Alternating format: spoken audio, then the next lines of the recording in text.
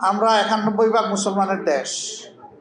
এই দেশ শাসন হয় কোনো সময় জাতীয়তাবাদের ভিত্তিতে, কোনো সময় ধর্মনিরপেক্ষতার ভিত্তিতে, কোনো সময় সমাজতন্ত্রের ভিত্তিতে, আবার কোনো সময় একটা খিচুড়ি মতবাদের ভিত্তিতে। কিন্তু অ্যাবসলিউটলি এই জমিন শতাব্দীর পর শতাব্দী ধরে আল্লাহর কোরআন দিয়ে শাসন হয়নি। এই হয়নি বলেই আমাদের সমাজে কোন দর্শন, লুণ্ঠন, মাস্তানি, সন্ত্রাস, জনজীবনে বিপর্যয়, অশান্তি, গড়ে এবং বাইরে সর্বত্র আল্লাহর বিধান থেকে সরে যাওয়ার এটা হচ্ছে কুফল। এটাকে আমার ফতোয়া নাকি না, এটা আল্লাহ তাআলার ফতোয়া এবং কোরআনের কালাম। আফাতুমিনুনা বিবাদিল কিতাবি ওয়া তাকফুরুনা বিবাদ।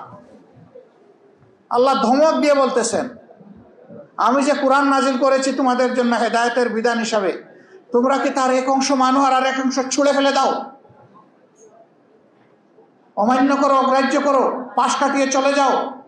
যদি এমনটা হয়, ফামা জাযাউ ইল্লা খিজয়ুন ফিল হায়াতিদ দুনিয়া, এইরকম লোকদের জন্য এর চাইতে বেশি বিনিময়, প্রতিদান আর কি হতে পারে যে আমি দুনিয়ায় তাদেরকে লাঞ্ছিত করব, অপদস্থ করব? এই কথাটা কে বলতেছেন? আল্লাহ তাআলা। এরপরে বলতেছেন শেষ নয়, এরপরে যখন আমার কাছে ফিরে আসবে আদালতে আখিরাতে, আমার মুখামুখি হওয়ার পরে তোমাদেরকে ইলা আসাদ্দুল আযাব, সবচেয়ে কঠিন আযাবে আমি তোমাদেরকে নিক্ষেপ করে দেব। করে ভাই আপনি কিছু মানলেন, কিছু মানলেন না, নামাজ পড়লেন, রোজা রাখলেন, হজ করলেন, কিন্তু আপনার জীবনের সর্বক্ষেত্রে আল্লাহর বিধানটা আপনি অনুসরণ করলেন না। না করার কারণে দুনিয়ার অনেক মজাও আপনি লুটতে পারলেন না।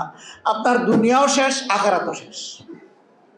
আসলে আপনি আমি তো এইরকম হলে সর্বহারা হয়ে যাব, সর্বনাশ। এই সর্বহারা হওয়া যাবে না। এই জন্য আসুন আমরা সবাই আল্লাহর বিধানের দিকে যাই।